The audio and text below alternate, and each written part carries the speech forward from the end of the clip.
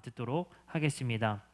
우리 저번 주 말씀 다 기억하시나요? 일곱 영 그리고 제사장의 나라에 대해서 말씀을 배웠습니다. 일곱 영은 성령을 의미했고, 그 성령을 의미한 말씀은 하나님의 힘으로 이 땅에 회복을 일으킬 것이라는 말씀과 함께 성령이 이 교회를 돕고 있다라는 말씀으로 성령이라는 표현이 아니라 일곱 영이라는 표현을 썼다라는 사실을 우리가 배웠습니다. 오늘은 계시록 1장 9절부터 20절의 말씀을 들을 건데요. 아시다시피 매주 어렵습니다. 준비하는 저도 고칩니다. 어려운 거 빼고 그래도 필요한 건 넣고 계속 수정을 하는데도 오늘 설교 시간 바로 예배 전까지도 수정하고 또 고민이 많이 됐습니다. 여러분들 최대한 이해하실 수 있도록 최선을 다해서 여러분들께 말씀 전하도록 하겠습니다. 이 요한계시록의 말씀은 아주 특별한 양식으로 쓰였습니다. 그 양식을 우리는 묵시문학이다라고 말씀을 이야기를 들었습니다. 묵시문학이라는 것은 글이 아니라 그림이나 환상을 통해 글로 적은 내용입니다. 그래서 이 내용에 특별히 그 시대 속에서 묵시문학이 많이 나온 이유는 여러 핍박과 환란 속에 나오는 독특한 문학 양식이다라고 말씀을 우리가 배웠습니다. 그 이유는요, 우리가 대놓고 그 제도와 그 시대를 비판할 수 없으니 우리가 잘 아는 그림과 잘 아는 언어를 사용하여서 그 시대 정신에 대해서 비판하는 글을 쓰게 되는 것입니다. 요한계시록도 마찬가지입니다. 당시에 로마 제국의 여러 핍박과 환란이 있었기 때문에 대놓고 비판하지는 못하고 이 계시록에는 특별한 양식을 통해 그 제국에 어떻게 대항하고 어떻게 맞서고 그리고 이것에 대항한 이들이 어떻게 최후의 심판의 자리에 서게 되는지를 말씀으로 전하고자 하는 이야기들입니다. 그렇기 때문에 우리는 도무지 이해할 수 없는 그림 언어들 그리고 언어들이 등장하게 됩니다. 우리가 저번 주, 저저번 주 이미 많이 말씀을 배웠죠. 이 요한계시록 말씀은 구약 성경에 에스겔서와 다니엘서를 많이 인용해서 사용하였기 때문에 우리는 그냥 읽으면 이게 뭐지? 라는 생각이 들게 됩니다. 하지만 유대인들 입장에서는 그들에게 익숙한 언어와 그림들이었기 때문에 그 언어가 등장하자마자 그 그림이 등장하자마자 그 그림을 인용했던 말씀을 찾아보고 그 말씀의 문맥을 살펴서 요한계시록을 해석하게 되는 것입니다. 그렇기 때문에 여기에 나오는 그림을 지금 시대에 적용하기가 어렵습니다. 예를 들어서 666은 바코드다 이런 식으로 적용할 수가 없습니다.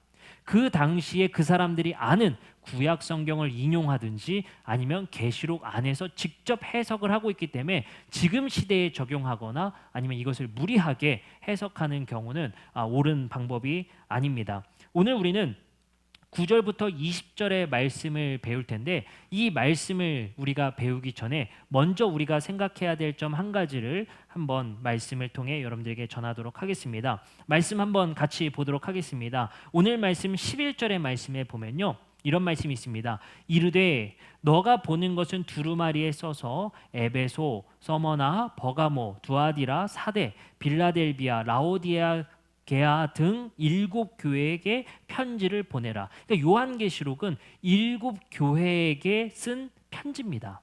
이미 이 7교회에게 쓴 편지를 1장 4절에서 이렇게 말하죠. 요한은 아시아에 있는 7교회에 편지하노니 라는 말씀을 통해서 이 요한계시록은 특정 대상자, 바로 로마의 제국 속에 사는 7교회에게 쓴 편지입니다. 아시겠죠? 그 교회에게 어떤 지령을 내리고 하나님이 주신 계시를 통해 그들이 그 로마 시대 속에서 어떻게 살아야 될지, 어떻게 견뎌야 될지, 어떻게 종말이 올지에 대해서 말씀을 전하고 있는 것입니다. 그래서 7교회를 이렇게 오늘 11절 말씀에서 나열하고 있습니다. 근데 우리가 이 7교회가 어떤 시대를 살았는지를 한번 살펴보는 것이 조금 더 이 말씀을 이해하는데 더 체감이 될 것 같아서 이렇게 말씀을 시작을 이렇게 하려고 합니다. 주후 64년, 예수님이 죽으시고 64년에 로마에 어떤 일이 일어나냐면요, 로마에 대화재가 일어납니다. 대화재가. 물론 예수님이 살았던 동네였던 이스라엘 지역은 로마의 속국이 되어 있던 시대입니다. 로마가 엄청나게 큰 나라였죠. 그 로마의 그 거대한 제국 속에 이스라엘은 속국이었고 주후 64년에 로마의 대화재가 일어납니다. 그때 황제가 네로죠. 그 네로 25시 아시죠? 저만 아는 것 같습니다. 그 유머 1번지 그 너무 옛날 얘기죠. 그 네로라는 황제, 이름은 익숙하시죠? 네로라는 황제 때에 일어났던 대화재 사건이 일어나요. 그래서 제가 조사해 보니까 14개의 행정구역 가운데 10개가 불타는 화재입니다. 엄청나게 큰 화재죠. 당시에는 목조 주택이 많았기 때문에 불에 취약할 수밖에 없었고 엄청난 인명피해가 생기게 됩니다. 그러자 화재 원인에 대한 많은 여론들이 생기게 되는데 그 화재의 원인을 네로 황제와 그 정치 집단에게 항의하는 사태가 일어나게 됩니다. 데모가 일어나는 거죠. 그때 네로 황제는 이 화재의 원인의 책임을 누군가에게 전가시켰어야만 합니다. 그 대상이 바로 기독교인이 타겟이 되게 됩니다. 그래서 네로 황제는 이 화재의 주범을 기독교인이라 설정하고 그때부터 본격적인 기독교인에 대한 핍박이 시작되게 됩니다. 그래서 그 당시의 문서들에 이런 문서들이 나옵니다. 기독교인들에게 어떠한 핍박을 가했느냐? 십자가 처형은 기본이었습니다. 동물 가죽 옷을 입혀 개의 공격을 받게 해서 죽임을 당하게 하고 또 더 잔인한 것은 기름 바른 옷을 입혀서 기둥에 묶어 횃불로 사용했다고 합니다. 이러한 핍박을 당할 때에 순교한 인물이 있으니 바로 베드로와 바울입니다. 그래서 네로 황제 때의 베드로와 바울의 순교가 일어나게 됩니다. 그리고 네로 황제가 이제 시대가 끝나고 그 다음 그 세 번째 황제가 누가 되냐? 도미티아누스 황제가 됩니다. 이 도미티아누스 황제는 좀 특별함이 있습니다. 뭐냐면요, 그 전까지의 황제들은 황제가 죽으면 신격화하는 게 대부분이었어요. 근데 도미티아누스 황제만이 살아서도 신이 되고자 했습니다. 그래서 황제 숭배라는 것은 본래 죽은 황제를 신처럼 숭배했었지만 도미티아누스 황제 때부터 자신이 살아있으면서부터 신이 되려는 자신의 이름을 따 신전을 만들기 시작합니다. 그 신전이 세워진 곳이 바로 7교회가 있었던 지역이에요.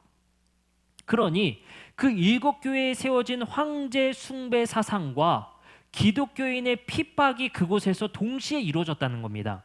그래서 도미티아누스 황제는 예수가 황제라고 여기며 살았었던 그리스도인들을 매우 심하게 핍박했었던 황제 중에 하나가 됩니다. 그리고 자기 자신을 신이라 여겼기 때문에 그리스도인들과 유대인들은 절대로 그 황제에게 복종할 수가 없었습니다.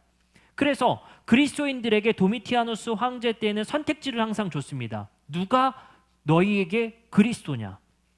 다시 말해, 누가 너희에게 진정한 황제냐를 물어서 그 답변에 황제인 로마 도미티아누스 황제라 대답하지 않고 예수가 황제임을 고백하면 바로 순교시키는 일이 진행되게 됩니다. 그래서 많은 우리 그리스도인들이 그 당시에 순교의 희생을 치르게 됩니다. 그래서 요한은 그 시대에 어떤 일을 겪게 되느냐? 9절의 말씀입니다. 나 요한은 너희 형제여 예수의 환난과 나라와 참음에 동참하는 자라 하나님의 말씀과 예수를 증언하였으므로 말미암아 반모라 하는 섬에 있게 됩니다. 유배를 당하게 된 거예요. 왜요? 선동자가 되는 거예요. 황제가 도미티아누스가 아니라 예수가 황제임을 선포하고 있었어요. 예수가 우주의 통치자이며 진정한 통치자임을 전했었던 요한은 반모로 유배를 떠나게 됩니다. 반모섬이 어디냐 궁금해 하실 수 있어서 지도를 준비했습니다. 제 아이패드로 띄워주시면 제가 보여드리도록 하겠습니다. 거의 여러분들 성지순례를 안 가셔도 될 것 같습니다. 이게 구글 지도인데 이게 반모섬입니다. 반모섬.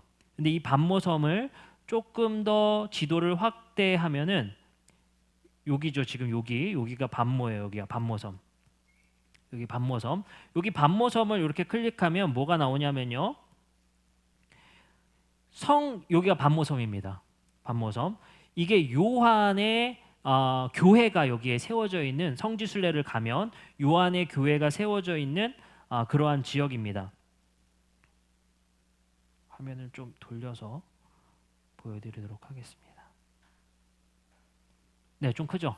네, 이렇게 되어져 있는데 이거 뭐 가볼 필요 있겠습니까? 이제 시대가 이렇게 돼서 뭐 가볼 필요도 없이 이렇게 그림으로 잘 나와 있습니다. 요 그림을 조금 더 제가 넘겨드리면 여기가 요한 기념교회입니다. 요한 기념교회. 이렇게 모여 있죠. 성지순례객들이 뭐 가볼 필요가 없죠. 네, 여기 지금 뭐 예배 드리셔도 됩니다. 여기 요한교회. 여기서 이렇게 기념교회를 세워놨어요. 반모섬에. 그래서 이 반모섬 지역에 이러한 교회를 세워놓게 됩니다. 자, 다시 지도로 돌아가면 여기가 이제 반모섬이 되게 되는 거고요. 수도원이 쓰여 있습니다. 근데 여기 지역을 확대해서 여러분들이 어딘지 대충 보시면 어디냐면요. 자, 크게 해볼게요. 여기 보면 뭐가 있죠? 터키예요, 터키. 터키 쪽 그리스 사이에 있는 섬입니다. 반모섬은 이쪽에 있는 거고요. 이쪽, 여기에 이렇게 있죠. 제가 이거를 좀 화면으로 띄워드릴게요. 이렇게 크게 보면 이렇게 됩니다. 이게 터키, 그리스 지중해 이쪽이고요. 이스라엘은 어디로 가야 되냐? 이쪽이에요. 여기. 여기 있죠. 여기. 이스라엘은 여기. 바울이 여기서부터 출발해서 어디요? 터키 지역에 교회를 세우는 거예요. 아시겠죠? 그게 7교회예요. 그래서 반모섬에서 어디로 가냐면 여기 이즈미르라는 지역이 있는데 이쪽 지역에 7교회가 다 모여 있습니다. 서머나 교회, 에베소 교회 이런 교회들이 모여 있어요. 그래서 이거 성지순례는 보통 그 크루즈선 타고 많이 성지순례 요 해안가 따라서 이렇게 교회들 방문하고 합니다. 그래서 요 반모섬 요 지역의 7교회와 함께 이렇게 반모섬에 요한이 갇혀 있었다라는 것. 그리고 그 지역이 대충 어디인지 보시면 되겠습니다. 더 확대하면 터키 밑에로는 이제 아프리카 이집트 되겠고요. 뭐 이스라엘 이렇게 보시면 되겠습니다. 대략적으로 지도에 어딘지쯤 보시면 되는 겁니다. 그 반모섬에 갇혀서 7교회에게 환상을 통해 지금 편지를 쓰고 있다라는 겁니다. 근데 우리가 말씀을 같이 다시 한번 보도록 하겠습니다. 9절의 말씀에 보면 이런 말씀이 있어요. 나 요한은 너의 형제요 예수의 환난과 나라와 참음에 동참하는 자라. 여기서 밑줄을 그어보셨으면 좋겠습니다. 예수의 환난, 나라, 참음 세 가지의 단어에 집중해 보셨으면 좋겠어요. 그래서 여러분들 교환해 보시면 제가 이렇게 또 크게 글씨를 해드렸죠. 예수의 환난, 나라, 참음에 동참하는 자입니다. 환난이라는 것은 지금 방금 말씀드렸던 대로 소아시아 교회 구성원들이 로마로부터 당했었던 환난을 의미합니다. 근데 그것이 예수가 당했던 그 핍박과 똑같은 환난을 우리가 당하고 있으며 나라와 참음이라는 것은 나라는 로마 제국의 나라가 아니라 하나님의 나라를 의미합니다. 그래서 우리는 하나님 나라의 백성으로서 로마 제국의 그 환난을 당하고 있는 형제들에게 쓴 편지입니다. 세 번째에 집중될 단어는 뭐냐? 참음입니다. 참음은 무엇을 의미하냐면요.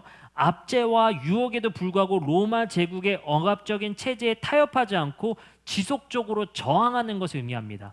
근데 여기서 우리가 오해하지 말아야 될 것은 참음이라는 것이 고문에 견디며 참음도 참음이지만 여기서 쓰인 헬라어인 휘포모네라는 헬라어는 저항의 의미가 큽니다. 그 말은 뭐냐? 로마 제국이 우리에게 제공하는 시스템과 프로그램과 그러한 여러 가지 제도들에 저항하며 참여내라는 겁니다. 그럼 이들은 어떻게 삽니까? 새로운 나라인 예수 그리스도께서 창출해내신 새로운 하나님 나라의 가치에 따라 로마 제국에 저항하며 살아가는 거예요. 그것을 견디다 못해 간 곳이 카타콤, 터키의 지하 예배당으로 내려가는 거예요. 언제까지요? 아우구스투스가 황제가 될 때까지. 그때까지 이제 핍박 시대를 견뎌야 되는 시대를 살게 됩니다. 그래서 이 로마 시대에 견뎠었던 환난과 그 하나님 나라의 삶의 참여를 통해 이 땅에서 저항하는 형제들에게 이 계시록을 쓰게 되게 된 겁니다. 자, 그러면 우리가 말씀을 어떤 말씀으로 이제 전하는지 말씀을 보도록 하겠습니다. 12절입니다. 요한이 몸을 돌이켜서 나에게 말한 음성을 알아보려고 돌이킬 때에 환상을 보는 첫 번째 어떤 물건을 보게 되냐면요. 7 금 촛대를 보게 됩니다. 일곱 금초대. 이 일곱 금초대는 여러분들 잘 아시죠? 뭐죠? 성전과 성막에 있었던 떡상을 비추는 일곱 금초대예요. 일곱 금초대를 환상으로 보게 됩니다. 우선 여기서 킵해 놓으세요. 일곱 금초대가 뭔지는. 일단 일곱 금초대를 보게 돼요. 그리고 촛대 사이에 어떤 것을 보는데 인자 같은 이를 봅니다. 촛대 사이에서 어떤 인물을 보는 거예요. 근데 그게 뭐라고 표현했어요? 인자 같은 이, Son of Man이에요. 그 사람의 아들, The Son of Man, 그 사람의 아들 같은 이를 봐요. 누군지는 아직 정체를 모릅니다. 그 사람의 아들 같은 이를 보는데 이것은 단지 그림으로서 촛대 사이에 그 사람의 아들, 인자 같은 이를 봤다라고 쓴 게 아닙니다. 인용한 거죠. 어딜요? 다니엘서 7장 13절에서 14절 말씀 보면 이런 말씀이 있어요. 내가 또 밤 환상 중에 보니 인자 같은 이가, 여기도 똑같이 나와요. 이것은 요한이 다니엘서 7장 말씀을 인용해서 촛대 사이에 있는 인물이 누구인지를 그들에게 메시지를 주고 있는 거예요. 그럼 우리는 다니엘서 7장을 얼른 펴서 인자 같은 이가 누구인지를 봐야겠죠. 내가 또 밤 환상 중에 보니 인자 같은 이가 하늘 구름을 타고 와서 옛적부터 항상 계신 이에게 나와 그 앞에 인도되게 됩니다. 네, 그래서 13절의 말씀에 보면 촛대 사이에서 인자 같은 이를 본 것이, 그 인자가 바로 다니엘서 7장 13절의 인자 같은 이와 동일한 것을 우리는 알게 됩니다. 그래서 다니엘서 7장 13절의 인자 같은 이와 겹치는 이 인물에 대해서 파악해야 되는데 한 가지를 더 봐야 됩니다. 14절 요한계시록 1장 14절의 말씀에 보면 이런 말씀이 있어요. 그의 머리와 털의 희기가 흰 양털 같고 눈 같으며 그의 눈은 불꽃 같다라고 그 외모를 표현하게 됩니다. 근데 이것을 다니엘서 7장 9절에 보면 똑같이 표현해요. 내가 보니 왕자가 놓이고 옛적부터 항상 계신 이가 좌정하셨는데 그의 옷은 희기가 눈 같고 그의 머리털은 깨끗한 양의 털 같고, 똑같이 인용한 거죠. 그죠? 근데 여기서 여러분들 헷갈리지 말아야 되는 거예요. 왜 헷갈리지 말아야 되냐면요. 아까 다니엘서 7장 13에서 14절의 인자 같은 이랑 방금 읽었던 7장 9절에 옷은 희기가 눈 같고 그의 머리털은 깨끗한 양의 털 같고로 표현한 것과는 다른 사람입니다. 아시겠죠? 근데 요한계시록은 그의 옷은 희기가 눈 같고 그의 머리털은 깨끗한 양털 같은 이를 인자 같은 이와 같이 동일시하고 있단 말이에요. 왜 그런지를 봐야 돼요. 자, 다니엘서 7장 9절을 다시 한번 볼게요. 내가 보니 왕좌를 보는데 옛적부터 항상 계신 이가 그곳에 앉아 계십니다. 근데 그가 입은 옷은 희기가 눈 같고 그의 머리털은 깨끗한 양털같이 되어 있다고요. 이것은 하나님을 의미합니다. 하나님, 야훼 하나님을 의미해요. 아시겠죠? 그리고 다니엘서 7장 13절에서 14절의 말씀에 보니까 이렇게 쓰여 있어요. 내가 또 밤 환상 중에 보는데 이번에 인자 같은 이가 하늘구름을 타서 와서 옛적부터 항상 계신 이에게 인도돼요. 여기서 구분해야 됩니다. 인자 같은 이와 옛적부터 항상 계신 이는 다른 분이에요. 옛적부터 항상 계신 이가 옷이 희고 머리털이 깨끗한 양털 같은 이가 옛적부터 항상 계신 이인 하나님이고, 인자가 그 앞에 인도되었다는 말이에요. 근데 요한계시록은 이 둘을 한 사람으로 보고 있단 말이에요. 그 차이가 있다는 거예요. 아시겠죠? 왜 그럴까요? 요한계시록은 이미 예수님과 하나님이 동일한 분임으로 생각하고 있는 거예요. 아시겠죠?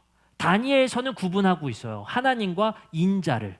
그러나 요한계시록은 하나님과 인자를 같은 방식으로 표현을 하고 있습니다.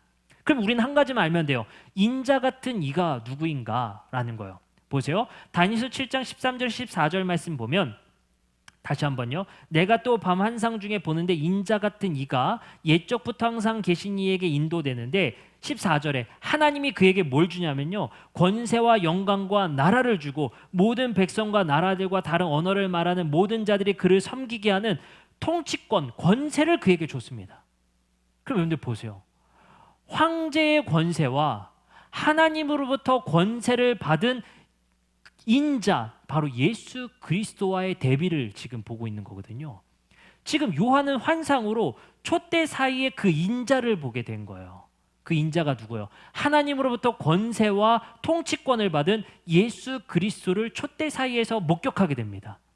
그리고 계속해서 진행할게요. 15절. 그의 발은 풀무불에 단련한 빛난 주석같이 생겼대요. 이게 무슨 말이에요? 이것은 다니엘서 2장 31절에 34절을 인용한 겁니다. 32절과 33절에 무슨 말씀이 쓰여있냐면요, 우상의 머리는 순금이요 가슴과 두 팔은 은이요 배와 넓적다리는 노시요 그 종아리는 쇠요 그 발은 얼마는 쇠요 얼마는 진흙이었나니. 이게 두 가지를 지금 또 대비하고 있는 거거든요. 다니엘서 2장의 발은 쇠와 진흙이 믹싱되어 있는 발이에요. 근데 그 발은 연약해서 34절 또 왕이 보신즉 손대지 아니한 돌이 나와 그 신상의 쇠와 진흙의 발을 쳐서 부숴버립니다. 왜요? 쇠랑 진흙이랑 믹스를 해놨으니 약한 거예요. 근데 그게 뭡니까? 당시의 황제들의 의미예요. 그 황제들의 발이 그렇게 쉽게 무너질 거라는 거예요. 뭐가 무너뜨려요? 34절 왕이 보신즉 손대지 아니한 돌. 이게 뭐라고 그랬어요? 예수님이라고 했죠. 그 돌을.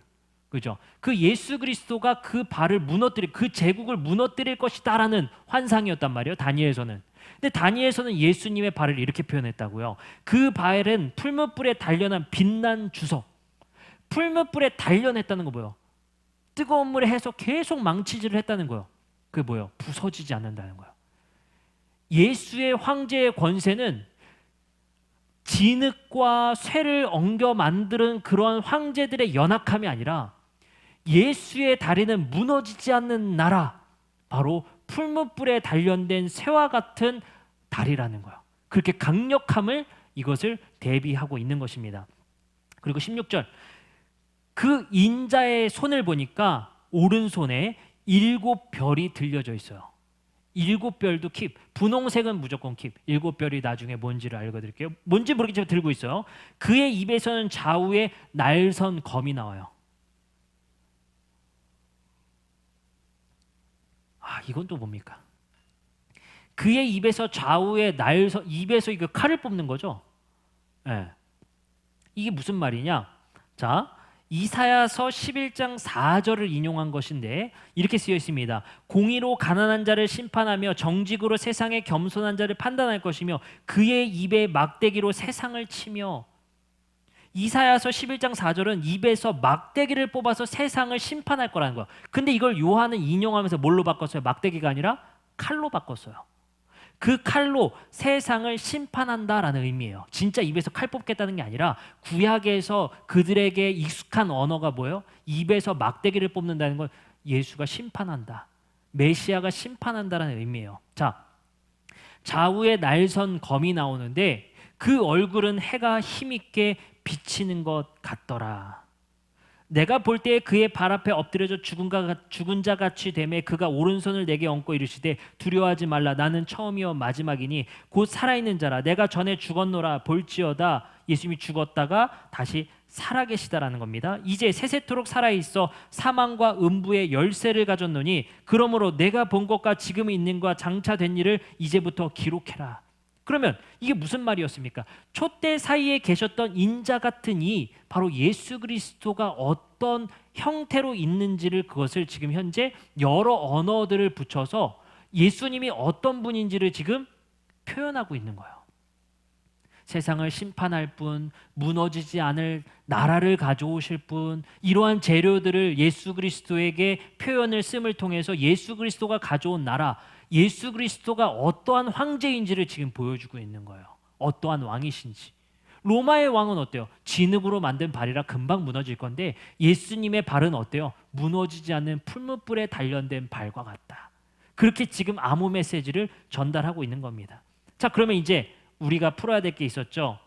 7 촛대 사이에 인자를 봤는데 그 7 촛대는 뭔지, 오른손에 7별이 있었는데 그 7별이 뭔지를 보면 됩니다. 이것은 계시록 스스로가 무엇인지를 말해주고 있어요. 20절입니다. 내가 본 것은 내 오른손에 7별의 비밀과 또 7 금촛대라. 7별은 7 교회의 사자이다. 그리고 7 촛대는 7 교회를 의미한다라고 스스로 해석해주고 있습니다. 다르게 해석할 게 없죠. 7별은 뭐라고요? 7 교회의 사자. 정확하게 번역하면 천사입니다. 그래서 일곱 별은 일곱 교회를 보호하는 천사들의 무리가 그곳에 있다라는 표현을 쓴 거고요. 일곱 촛대 뭐예요? 일곱 교회. 아까 읽어드렸던 일곱 교회들, 에베소, 서머나, 버가모, 두아디라, 사데, 빌라델비아, 라오디게아 교회들이 바로 일곱 촛대를 의미합니다. 그럼 우리는 이제 다시 한번 돌아가서 인자가 어디서 발견됐어요? 뭐 사이? 촛대 사이에서 보이게 되죠. 이게 오늘 메시지의 핵심이에요. 아까 우리가 예수님은 하나님과 같은 분이고 하나님을 표현했던 양식, 머리에 털이 희고 흰 양털 같고 눈 같으며 그의 눈은 불꽃 같고, 하나님을 표현했던 양식을 예수님께 씀을 통해 그냥 예수님 메시아 정도가 아니라 이분은 하나님이시고, 두 번째, 그의 발은 풀무불에 단련한 빛난 주석 같고 무너지지 않는 권세를 가진 분이고, 인자와 같은 이라고 했어요. 인자 같은 이는 뭐예요? 하나님으로부터 받은 통치권과 권세를 받은 분이고, 그의 입에서는 좌우의 날성검을 뽑는 분이고, 이건 뭐예요? 심판자로서의 예수이고, 그 왕 되신 예수 그리스도를 촛대 사이에서 발견하게 됐다는 거예요. 그러면 우리는 이렇게 볼 수 있습니다.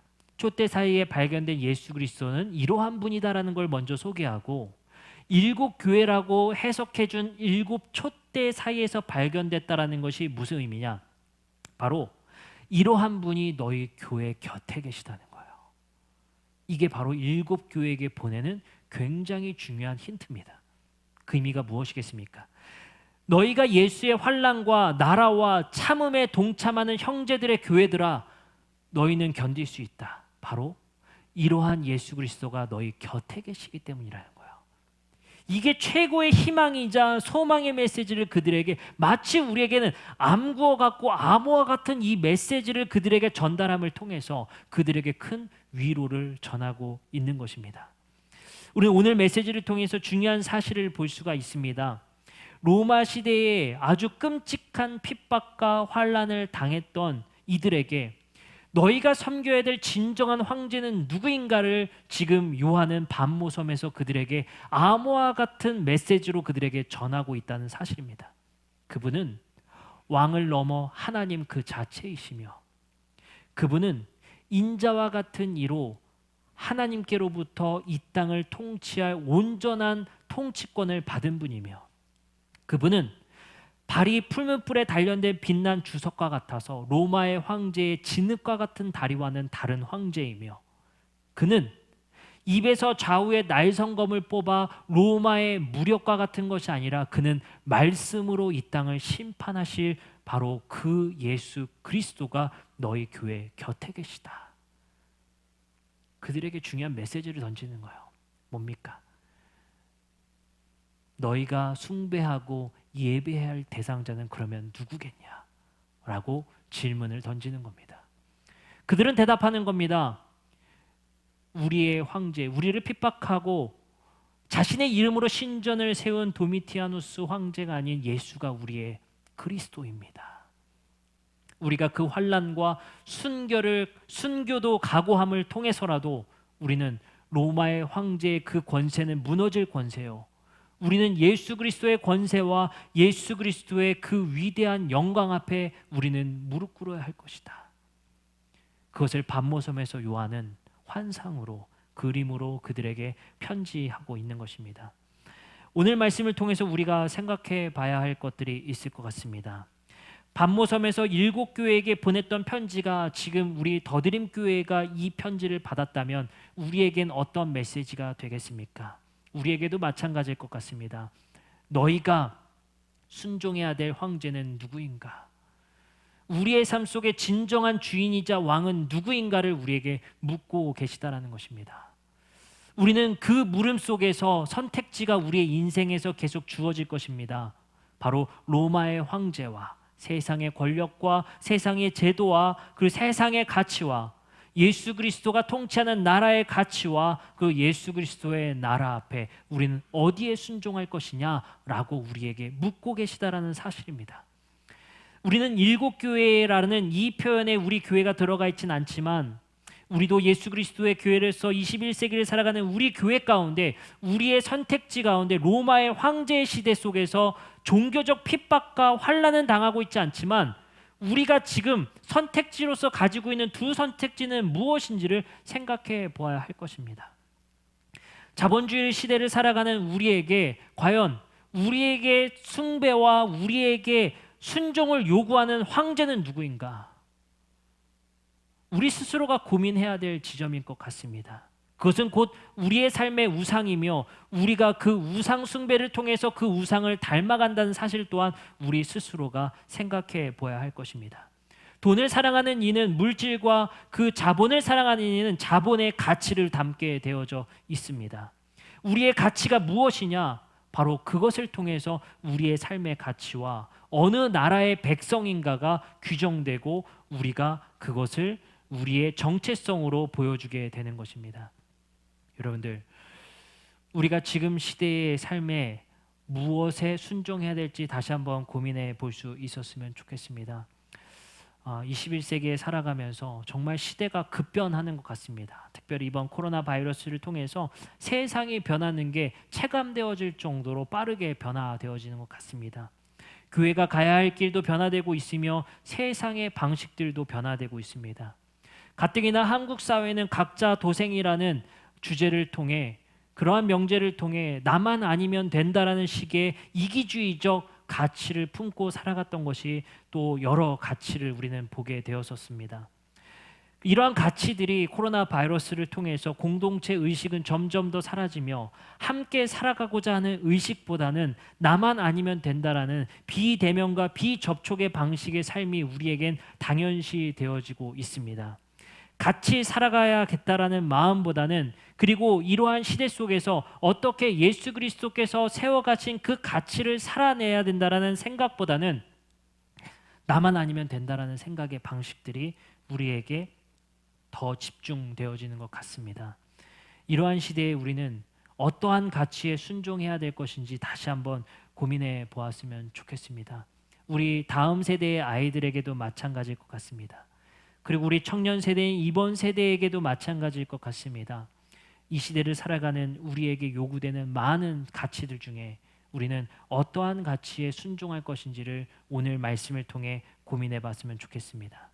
그럼을 통해서 환난과 나라와 참음에 임하는 형제라는 표현을 통해 환난과 나라와 참음에 임하는 형제로서 우리의 황제는 오직 예수 그리스도임을 생각하며 그리고 다시 한번 마음에 되새기며 살아갈 수 있는 우리 모두가 되기를 주님의 이름으로 축복합니다. 기도하시겠습니다.